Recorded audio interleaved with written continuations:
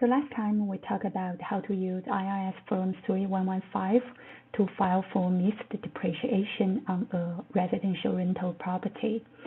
And if your catch-up depreciation has a very big amount, that means probably you will not be able to use it all up for your current year's tax return. So this presentation is about how to file a different form, which is 8582 from IRS to carry the unallowed loss from your catch-up depreciation to the next year. Let's first get back to Schedule E, where we have recorded all our income and loss on a rental property. And let's now fill it out for the current tax year. So basically this year I have received, say, $20,000 for my rents. And then I have a depreciation on my rental property, which is equal to $10,000.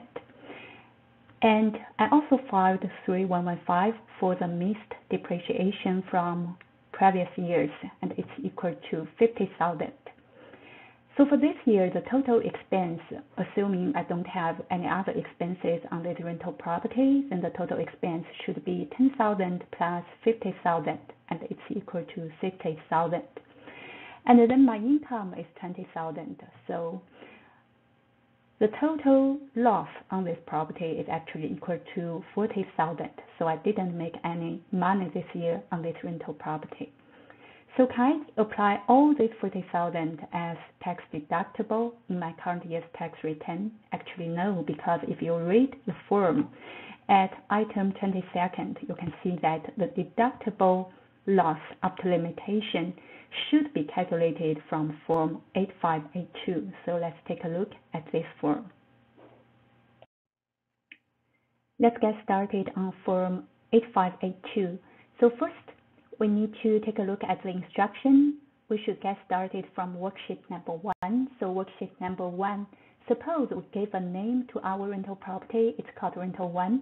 We have a net loss of $40,000. And the overall loss on this rental property is still $40,000 because we do not have any carryover from last year.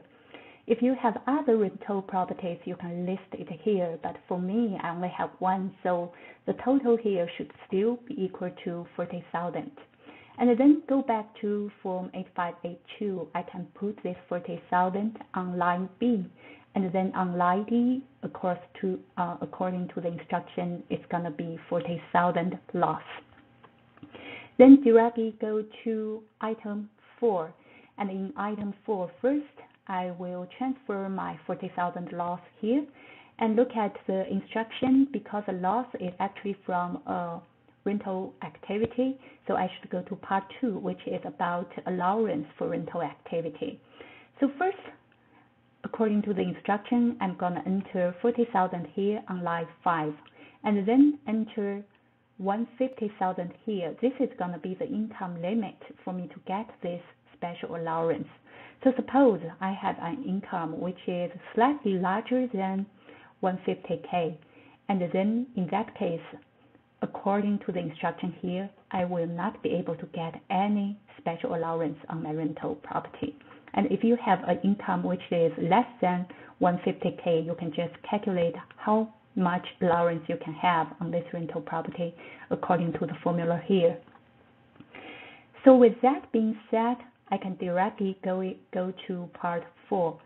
Well, on line 5, I need to add income on line 1A, 3A and enter the total. But this year, I do not have any income. I only have loss. So line 5 is blank. And then I go to line 16. Total loss is allowed. So this is the number we are looking for. So basically, what we need to add up is line 10, the special allowance. We don't have any. And line 14, we don't have this one because it's a residential rental property. And line 15. Line 15, we do not have any income so that we can make the loss to be used as tax deductible. So in the end, actually, the total loss allowed for me on Form 8582 is going to be 0. Probably it's a little bit weird because we already filed a catch-up depreciation. So why the allowed loss is only 0, which means we filed it for nothing? Actually, it's not for nothing because you have already included in your rental income, and it's already been used to offset your rents, which is about $10,000. So you already used it. It's just you didn't use it up. So basically, this year our total loss allowed is going to be 0. So how about the loss we didn't use? We need to use the other two worksheets to make a record on that. So basically, let's take a look at worksheet number 5, the same rental property, rental 1, and we're looking at Schedule E. So we have a loss of 40,000. So basically, worksheet 5 is gonna list all your losses and unallowed losses. And for me, the only loss and unallowed loss I have is this rental property. So I only have one line here, and the total is still gonna be 40,000, and the unallowed loss is still gonna be 40,000. And another important worksheet we should not forget is worksheet number 6, where we have all the loss and allowed loss, unallowed loss recorded here. So for rental 1, it's from Schedule E, and we have a total of loss of 40,000, and this year unallowed loss is also going to be 40,000, and we will be using this number for the next year's tax return. And the total, because I only have one rental property, so the total is still going to be 40,000, 40,000. And then for year 2020, my Form 8582 is finished as is. After we finished Form 8582, we can get back to our Schedule E here and continue with it. So at line 22, we actually need the number from 8582 is equal to 0, so I put 0 here. And then for line 23, we can just follow the instruction and do the calculation here. And then for 24, it's about income, but this year we do not have any income, so I will just leave it as blank.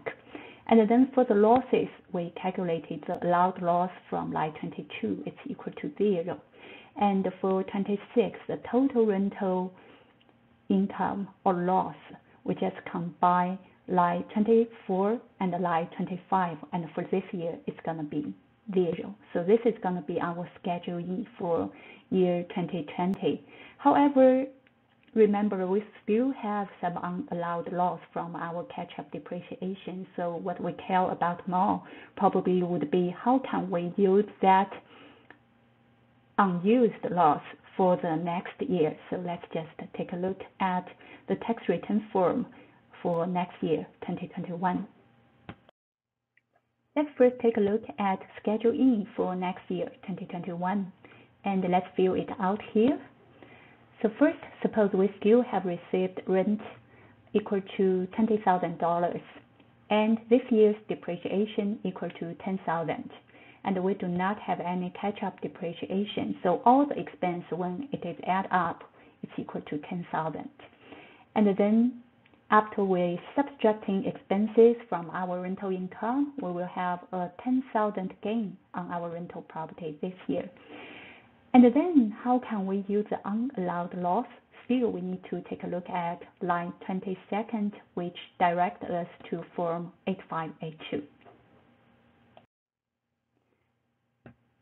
So now we are going to Form 8582 again, but this time it's going to be 2021. And let's get started on worksheet number 1 on rental property 1. And this year we have an income of $10,000. And remember, we have unallowed loss from prior years this time, and it's equal to $40,000. So the total gain or loss on this rental property is going to still be a loss, and it's equal to $30,000. And since we only have one rental property, so the total is still going to be $10,000 and $40,000 here.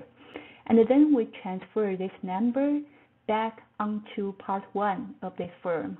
So 1A, the income should be $10,000, and 1C is prior year's loss is $40,000. and the total is going to be a loss of 30,000. Then again, go to line 4, and we have 30,000 loss here, and we check if we have any special allowance. Suppose it's still equal to 0, and then we go back to part 4. And for part 4, line 15, we need to add all the income, and this year we have 10,000 income. And the most important line here, line 16, total allowed loss, and we need to add up line 10, special allowance, we have 0, line 14, we do not have it, and line 15. Line 15 is actually the income for this year, and this year's income is 10,000. So allowed loss is going to be 10,000. So basically, we can use prior year's unallowed loss to offset this year's income on our rental property. That's how we use it. So another $10,000 is used here for this year's tax return. And remember, we still need to record everything in worksheet number 5 and number 6. So for worksheet number 5, rental 1 schedule in, we have 30,000 loss, and unallowed loss should be also equal to 30,000, and the total 30,000, 30,000.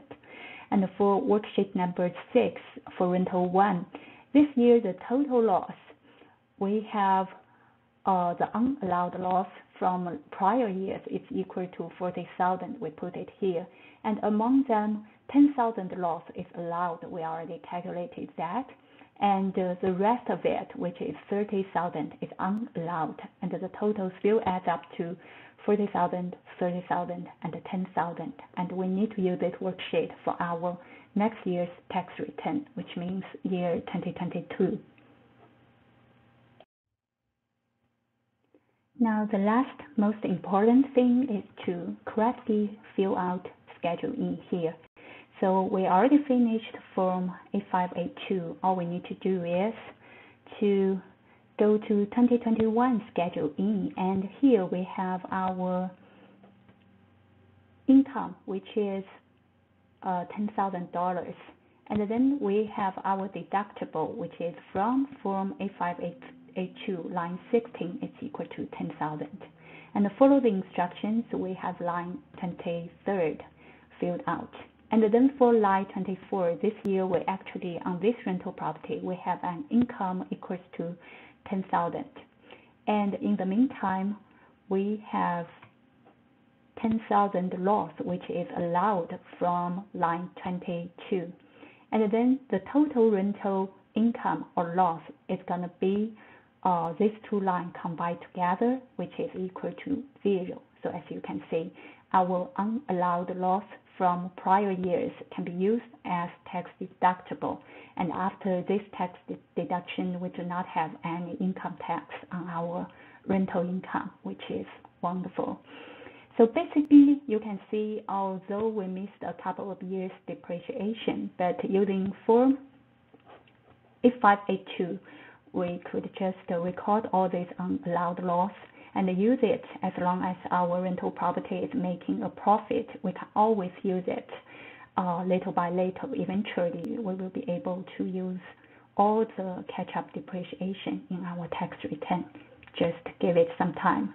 That's it.